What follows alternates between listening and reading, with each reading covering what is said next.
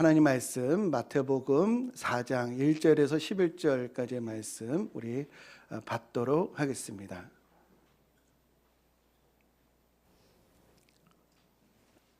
제4장.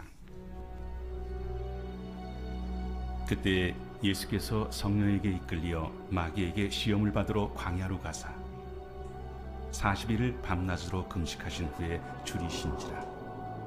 시험하는 자가 예수께 나와서 내가 만일 하나님의 아들이거든 명하여 이 돌들로 떡덩이가 되게 하라. 기록되었을 때 사람이 떡으로만 살 것이 아니요 하나님의 입으로부터 나오는 모든 말씀으로 살 것이라 하였느니라. 이에 마귀가 예수를 거룩한 성으로 데려다가 성전 꼭대기에 세우고 내가 만일 하나님의 아들이거든 뛰어내리라. 기록되었을 때 그가 너를 위하여 그의 사자들을 명하시리니 그들이 손으로 너를 받들어 발이 돌에 부딪히지 않게 하리로다 하였느니라. 또 기록되었으되 주 너의 하나님을 시험하지 말라 하였느니라. 마귀가 또 그를 데리고 지극히 높은 산으로 가서 천하만국과 그 영광을 보여 이르되 만일 내게 엎드려 경배하면 이 모든 것을 내게 주리라. 사탄아 물러가라. 기록되었으되 주 너의 하나님께 경배하고 다만 그를 섬기라 하였느니라. 이에 마귀는 예수를 떠나고 천사들이 나와서 수종되니라. 아멘. 오늘 말씀은 예수님께서 공생애를 시작하기 전 40일 금식 후에 광야에서 받으신 세 가지 유혹을 오늘 우리에게 알려주고 계십니다. 오늘 그 내용은 이 돌들을 떡덩어리가 되게 하라. 그리고 성전 꼭대기에서 뛰어내리라. 그리고 천하 만물의 영광을 보여주며 내게 절하면 이것을 주리라 라고 이렇게 오늘 내용이 그런데요. 우리 하라양 오늘 중학교 어떻게 다닐만해요? 네, 말씀 잘 들으세요. 네, 오늘 이 내용을 우리가 보면서 이런 의문을 가질 수가 있어요. 예수님은 하나님이신데 하나만한 시험 아닌가? 뭐 당연히 합격이고 통과일 텐데 뭐 시험이 필요한가? 이런 의문을 가질 수가 있는데요. 디모데전서 2장 5절에 보면은 하나님은 한 분이시오. 또 하나님과 사람 사이에 중보자도 한 분이시니 곧 사람이신 그리스도 예수라라고 나사렛 예수는 우리 하나님과 동등되시고 본체이시나 그러나 100% 사람이다라고 말씀을 하셔요. 물론 이제 수치로 말할 수가 없고 그것을 그 어떤 언어로도 우리 능히 설명할 수는 없지만 그러나 예수님은 온전한 신성과 인성을 가지셨다. 그래서 예수님이 받으신 시험은 한 사람으로서 그 유혹을 받으신 것이에요. 그래서 예수님이 그 유혹을 이기신 것은 우리에게 본이 되는 줄로 믿습니다. 또한 이 말씀을 우리가 접하면서 두 번째 갖는 의문은 그 내용이 우리랑 그 상관이 있나 연관이 있나라고 하는 의문이에요.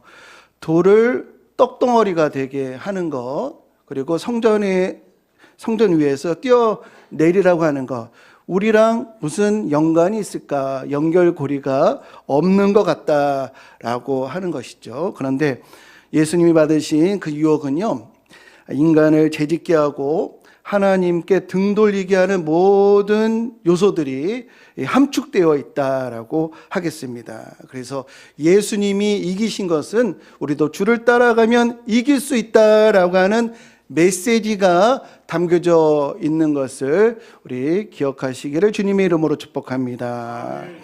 이 광야에서의 유혹과 대비되는 것이 바로 선악과 앞에서의 유혹인데요. 창세기 보면은 이 선악과가 이제 먹음직스럽고 보암직스럽고 지혜롭게 할 만큼 탐스러웠다라고 하는데 이것을 다른 본문에서 다음과 같이 정리해 주고 있습니다. 세상에 있는 요한일서 2장에 보면은 이는 세상에 있는 모든 것이 육신의 정욕과 안목의 정욕과 이생의 자랑이니 다 아버지께로부터 온 것이 아니요 세상으로부터 온 것이라라고 먹음직스럽다는 것은 육신의 정욕, 보암직은 안목의 정욕, 지혜롭게 할 만큼 탐스러웠다라고 하는 것은 이생의 자랑과 연결되어 있는 것인데, 선악과에 이 세 가지 유혹의 요소가 복합적으로 들어 있었다는 것이에요. 예수님께서 받으신 이 세 가지 유혹도요, 우리가 1대1로 생각하기 쉬운데요, 각각의 유혹이 이 세 가지 요소가 다층적으로 복합적으로 들어있는 강력한 유혹이라고 하는 것을 깨닫게 되었습니다. 그래서 오늘 이 시간에 이 예수님이 받으신 그 시험을 우리가 살펴보고 그로 인해서 영적인 무기를 우리가 갖추게 되는 이 시간 되시기를 주님의 이름으로 축복합니다. 첫 번째, 마귀가 만약 하나님의 아들이거든 이 돌들로 떡덩어리가 되게 하라. 이것은 단순히 배고픔의 문제가 아닙니다. 훨씬 깊은 질문이 숨겨져 있는데요. 우리 성도님들, 언제부터 자아의식이 형성이 되신 것 같으세요? 내가 이렇다, 내가 이런 존재구나, 내가 이런 것을 잘하고, 내가 이런 것들이 부족하고, 남들과 비교해서 이런 것이 내가 장점이구나, 이라는 것을 언제부터 이런 의식을 가지고 되었나요? 이제 심리학에서 아주 유명한 실험이 거울 실험인데, 아이들이 갓 태어나자마자 돌되기 전에는요, 거울을 보아줘도 그것이 자기 자신이라고 하는 것을 인지를 못한다고 해요. 그런데 약 18개월 이후부터는 거울을 보면은 이게 나다라고 하는 기초적인 자의식을 갖게 되면서 점점 자신을 규정을 하게 되는데요. 아동기에는 이제 비교를 하게 되죠. 다른 아이들과 비교를 하고요. 그다음 평가를 듣습니다. 이거 잘한다. 이쁘다. 이런 평가를 하면서 자기 의식을 형성해 나가요. 그러다가 청소년기에 들어오면요, 신체적으로 급격하게 변화가 되고 추상적인 사고를 하게 되고 또 이 남들과의 비교 때문에 아주 질풍노도와 같은 정체성의 혼란을 겪다가 그다가 이제 성인이 되어서 자아의식이 완성이 되죠.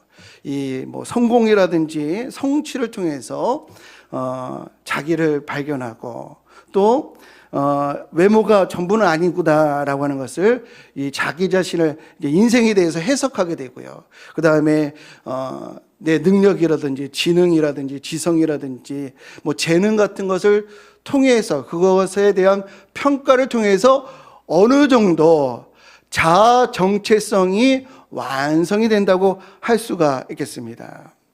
이 자기 자신에게만 있는 장점이 있구나라고 하는 것을 누구나 다 발견하셨을 것이에요. 그 장점을 발전시키고 지속하면은 보상도 있고 영광도 있구나라고 하는 것을 또한 깨닫게 되셨을 것입니다. 그런데 문제는 이러한 자아 정체성이 형성되는 과정 속에서 하나님을 인정하는 인생이 참으로 드물다라고 하는 것이에요. 나에게는 재능이 있고 지성이 있고 지위가 있고 권한이 있다라고 하는 것을 발견하게 되는데, 그러나 이것이 내가 잘나서 내가 노력해서 내가 개척해서 이렇게 생각을 하지 하나님이 주신 선물이라고 인정하는 인생들이 많지 않다. 하나님은 우리 사람을 하나님보다 조금 못하게 만드시고 영화와 종기로 관을 씌우셨으며 모든 만물을 사람의 발 아래 두셨어요. 우리 사람은요, 자기 자신을 의식합니다. 우리가 우주에서 이런 존재구나, 이런 위상을 가지고 있구나 라고 하는 자아의식을 갖게 되지만 그것이 하나님의 은총이라고 생각하는 사람들이 많지 않다는 거예요. 오히려 인간 스스로가 우리 스스로가 존재하는 거야 라고 자만하고 세상의 모든 문제를 우리가 다 해결한 것처럼 착각을 한다는 것이에요. 특히 오늘날 현대인들 인류 역사상 가장 큰 능력을 가지고 있다라고 할 수가 있겠습니다. 과학기술, 지식과 정보 등을 이제 입고 우리 현대인들이 그 어느 때보다, 어느 세대보다도 자신감이 넘쳐요. 습득한 경험과 지식을 가지고 얼마든지 나는 성공할 수 있다, 잘 살 수 있다라고 하는 자신감을 가지는데 그 능력을 가지고 너 스스로 문제를 해결하라라고 하는 유혹이 오늘 첫 번째 예수님이 받으신 유혹인 것이에요. 너의 능력으로 스스로 서봐라. 상투적인 말로 내 힘을 믿고 살아봐라 라고 하는 유혹이라고 할 수가 있겠습니다. 대부분의 사람들이요, 이 유혹에 넘어져요.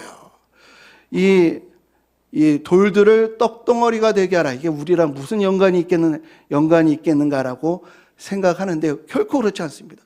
대부분의 사람들이 이 유혹에서 넘어지는 거예요. 교회를 떠난 사람들, 하나님 앞에 나오지 않는 이들, 왜 그럴까요? 내 능력으로, 내 힘으로 얼마든지 설 수 있다. 더 이상 하나님의 이름을 부를 필요가 없다라고 생각하기에 하나님 앞에 나오지 않는 것 아니겠습니까? 예수님도요, 완전한 사람이시기에 인간이 경험하는 자의식, 이것이 있으셨을 거예요. 예수님도요, 스스로 나에게 타고난 능력이 있구나. 예수님은요, 그 말씀에 건의가 있으셨어요.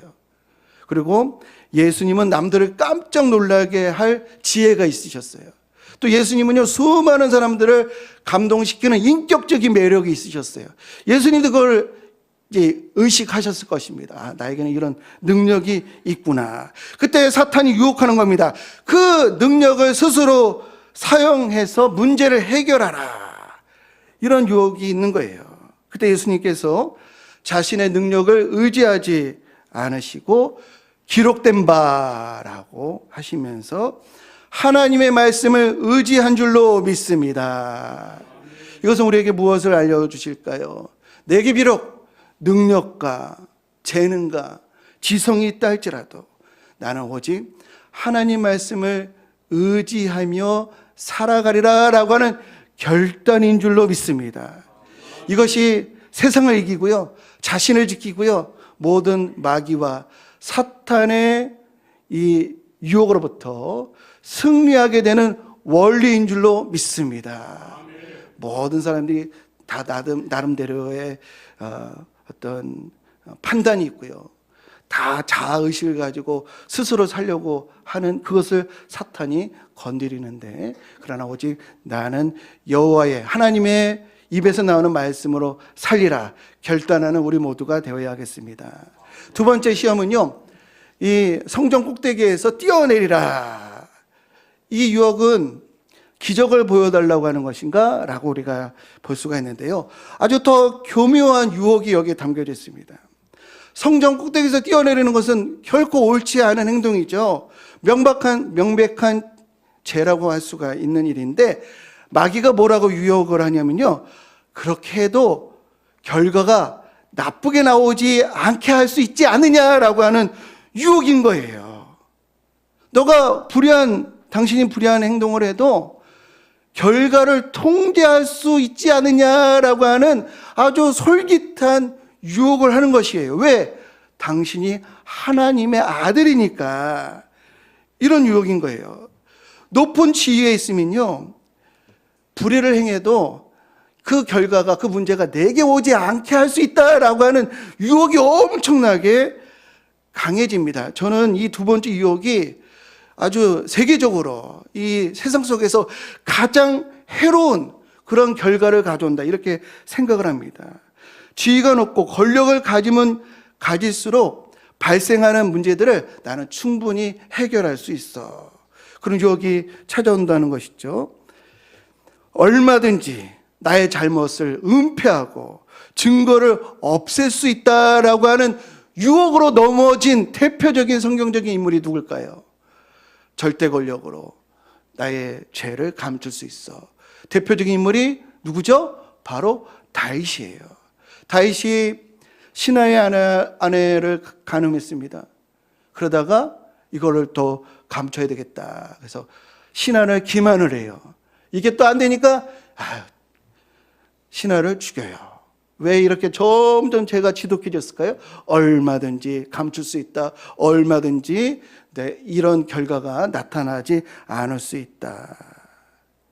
이것이요, 우리 직장에서의 갑질에서 권력형 비리까지 이 유혹에서 다 넘어지기 때문에 세상에 많은 일들이 일어나는 겁니다. 많은 권력자들, 그의 자녀들이 나는 돌에 부딪히지 않을 거야, 난 괜찮을 거야 라고 하는 심리로 행하는 일들로 수많은 사람들이 피눈물을 흘리고 있어요. 아버지가 누구인 줄 알아? 아무도 우리는 못 건드린다. 법이 우리에게는 적용되지 않는다라고 생각을 하기에 판사, 검사, 권력자들이 권력의 사유화로 수많은 일들을 나라를 어렵게 하고 수많은 사람들을 고통스럽게 합니다. 전 세계적으로 많은 국민들이 정말 가난하고 어려운 나라들, 남미 국가들 다 이 두 번째 유혹에 넘어지기 때문에 그런 일들이 벌어지고 있는 것이에요. 그러나 예수님은 다음과 같이 말씀하십니다. 주 너희 하나님을 시험하지 말라. 시험하지 말라는 말씀은 뭘까요? 너희들의 행위대로 반드시 결과가 따르고 불의한 행위는 반드시 심판이 있다는 것이에요. 성경은 다음과 같이 말씀하십니다. 우리 같이 읽어보시겠습니다. 갈라디아서 6장 7절. 스스로 속이지 말라. 하나님은 업신여김을 받지 아니하시나니 사람이 무엇으로 심든지 그대로 거두리라. 행위에는 반드시 결과가 따르고 심판이 있다. 그러므로 내가 오늘 하는 행위, 선택에 반드시 결과가 있다는 것을 우리는 기억하면서 할 수 있는 한 선행을 행하시는 우리 모두가 되시기를 주님의 이름으로 축복합니다. 두 번째 유혹이 얼마나 우리 삶에 밀접한 관련이 있고 세계를 영향을 미치는지 우리는 볼 수 있어야 하겠습니다. 세 번째로, 마귀가 순식간에 천하만국의 영광을 보여주며 내게 절하면 모든 것을 주리라. 그때 예수님께서 기록된 바 주 너희 하나님께 경배하고 다만 그를 섬기라 라고 말씀으로 물리치셨습니다. 역사를 통틀어 하나님 아닌 것을 하나님처럼 섬겼던 대상들이 있죠. 그 대표적인 게 바로 물질, 쾌락, 그리고 권력일 겁니다. 물론 이것들이 나쁜 것은 아닌데 이것들이 경배의 대상이 될 때, 목적이 될 때입니다. 그것이 목적이 되면 우리의 양심, 육체, 영혼이 수단이 돼요. 도구가 돼요. 도구가 되면 어떻게 되죠? 도구를 우리가 사용하다 보면요, 막 깨지고 흠집나고 막 이래요. 도구를 사용하다 보면요, 상처를 입고 흠이 생겨요. 이 물질과 쾌락과 권력이 목적이 되면요, 우리의 영혼과 육체가 상처를 입어서 그 존귀함이 훼손이 된다라고 하는 것이죠. 그러나 오직 하나님만을 섬길 때 나 외에 다른 신을 섬기지 말라라고 하는 이 일계명은 하나님처럼 너희의 영혼과 육체가 자유함을 누리고 만물의 가치를 우리 풍성히 누리고 그 가치를 발견하라라고 하는 명령이기에 오직 하나님만을 섬기라고 하는 것은 우리 인생에게 주시는 최고의 축복의 초대인 것을 우리 기억하시기를 주님의 이름으로 축복합니다. 하나님보다 존귀하신 이가 어디에 있으시겠어요? 하나님만을 섬기라고 하는 것은 하나님의 자녀로 살아가라, 하나님처럼 존귀해져라, 하나님처럼 거룩해지라 라고 하는 축복의 최고의 선물인 줄로 믿습니다. 세상에는요, 두 가지 지식이 있습니다. 하나는 존재자에 대한 지식이고 다른 하나는 존재에 대한 지식입니다. 어려운 말을 하는 게 아니고요, 존재자에 대한 지식은 사물에 관한 지식이에요. 사물에 관한 지식. 또 존재에 대한 지식은 삶에 대한 지식입니다. 어떻게 살아야 하는가라고 하는 지식인데, 이 존재자에 대한 지식은요, 예를 들면 이 마이크를 어떻게 만드느냐, 어떻게 고치느냐, 어떻게 수리하느냐, 이건 존재자에 대한 지식이에요. 이것은 우리가 학교, 대학, 직장에서 배울 수 있는 것입니다. 그러나 이 마이크를 가지고 어떻게 사용하느냐, 이것은 차원이 달라요. 존재에 대한 지식입니다. 이 마이크를 가지고 남을 비방하느냐, 공격하느냐, 괴롭게 하느냐, 아니면 이 마이크를 사용해서 사람을 살리느냐, 진리를 전하느냐, 이것은 존재에 관한 지식이고, 이 존재에 대한 지식은 오직 하나님 입에서 나오는 말씀에 담겨져 있는 줄로 믿습니다. 한 호스피스 병동의 간호사가 죽음을 앞둔 사람들을 인터뷰를 했다는 거예요.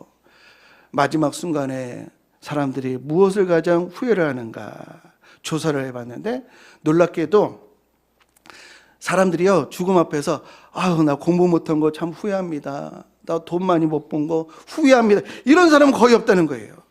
가장 후회하는 게 뭐냐면, 우리 가족들을 더 사랑할 걸, 내 주변 사람들에게 더 따뜻하게 대할 걸, 이걸 후회한다는 거예요. 존재자의 지식이 부족한 걸 후회하는 게 아니라 존재의 지식이 부족한 걸 후회한다는 거예요. 근데 우리는 어찌하여 공부 잘하는 것만, 존재자의 지식을 많이 가지는 것에 안도하고 그걸 자랑하고, 존재의 지식을 모르는 것에 대해서는 우리가 애통함이 없는가? 존재자에 대한 지식만 있으면요, 인생은 후회로 끝나기 쉽습니다. 그러므로 우리는 우리뿐만 아니라 우리 자녀손들이 존재의 지식, 즉 하나님 말씀 앞에 나오도록 안내해주는 우리 모두가 되어야 할 줄로 믿습니다. 예수님은 광야에서 시험을 이기셨어요. 이것은 단지 예수님만의 승리가 아니고요, 우리를 위한 승리인 줄로 믿습니다.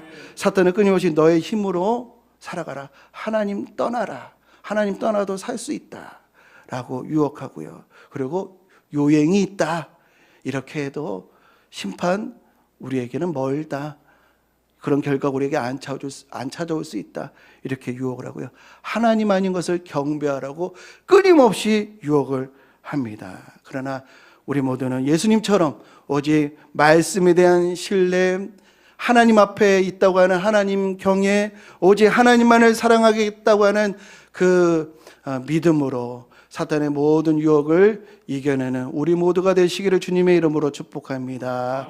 사순절 40일입니다. 40일 예수님이 금식하시고 모든 시험을 이기셨는데, 또 사순절 기간 동안 이 광야에서의 승리의 원리를 깊이 묵상하여 그 어떤 세상의 유혹도 이겨내는, 또 존귀하게 살아가는 우리 복된 성도님들 모두 되시기를 주님의 이름으로 간절히 축원드립니다. 함께 찬양하겠습니다. 주님만 사랑하리. 주님을 더욱 알기를 원합니다. 주께 경배합니다. 오직 주님만 경배합니다 라는 찬양의 가사입니다.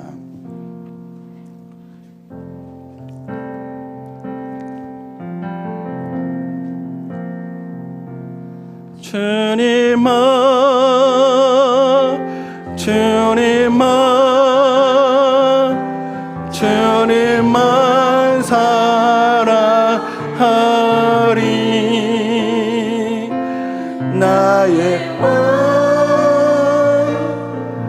나의 주님을 더욱 알기 원해. 나 주님께 오직 주께 경배하네. 거룩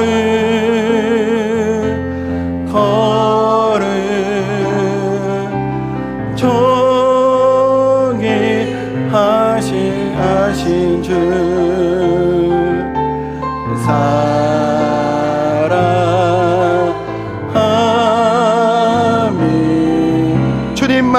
주님만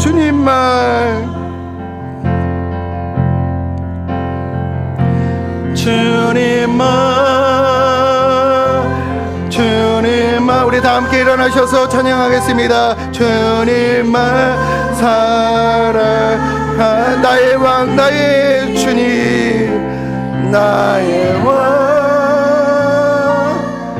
나의 주님, 주님을 더 알기 원해. 나 주님께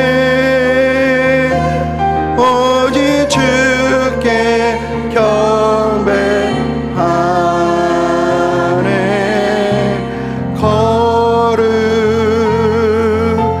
거룩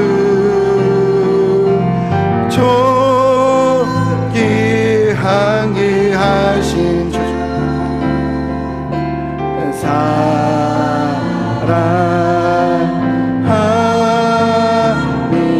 이 시간에 우리 하나님 말씀을 의지하고 하나님을 경외하고 하나님을 사랑하여 모든 유혹을 이기게 하옵소서. 물질과 쾌락과 명예가 우리의 목적이 되지 아니하고 오직 하나님만을 경배하여 존귀한 삶으로 나아가게 하옵소서. 우리 주의 이름 한번 부르며 함께 기도하겠습니다. 주여, 이 시간 광야에서 사탄의 시험을 이기신 예수 그리스도를 통해서 우리에게 하나님 아버지 우리가 가야 될 길, 우리가 하나님 소유해야 될 원리를 깨닫게 해주시니 감사합니다. 하나님, 지금도 주의 말씀은 살아서 우리를 선한 길로, 하나님 존귀한 길로 인도하여 주시는 줄로 믿습니다. 하나님, 우리의 능력으로 살려가는 것이 아니라 오직 하나님 말씀으로 우리의 삶을 채워갈 수 있도록 인도하여 주옵소서. 유행을 바라며 하나님을 시험하라고 하는 유혹 앞에서 하나님을 경외함으로 하나님 이겨내게 해주시고, 하나님 아닌 것을 섬기게 하는 모든 유혹을 하나님 이겨낼 수 있도록 주여 인도하여 주옵소서. 우리에게 지혜와 능력을 하나님 주셨는데 그것을 의지하는 교만한 마음을 버리게 해주시고 오직 하나님을 의지하며 살아가게 하여 주옵소서. 자신의 지식만을, 자신의 능력만을 믿으며 쫓는 인생이 아니라 어떻게 살아야 하는지 존재의 지혜를 하나님 말씀 안에서 얻게 해주시고 참된 삶의 길로 나아가게 하여 주옵소서. 우리의 자녀들, 우리 자녀손들 하나님 존재자의 지식, 사물의 지식에만 머무는 것이 아니라 하나님 어떻게 살아야 하는지, 무엇이 진리인지, 무엇이 우리의 삶을 복되게 하는지를 깨달으며 하나님 말씀 안에서 인생의 해답과 인생의 원리와 인생의 하나님 가치를 발견하게 하여 주옵소서. 이제는 광야에서 시험을 이기신 예수 그리스도의 은혜와 우리에게 진리를 공급하여 주시는 하나님 아버지의 지극하신 사랑하심과 말씀 안에서 승리하도록 우리를 도우시는 성령 하나님의 감화 교통 역사하심이, 어제 하나님 말씀을 의지하고 요행을 바라지 아니하고 하나님을 경외하며 그 무엇보다도 하나님만을 섬기고 경배하리라 결단하는 주의 백성들 머리머리 위에, 그 삶의 자리 위에, 가정 위에, 우리 강속교회와 이 나라 이민족 위에 이제부터 영원토록 함께 하시기를 간절히 축원하옵나이다. 아멘.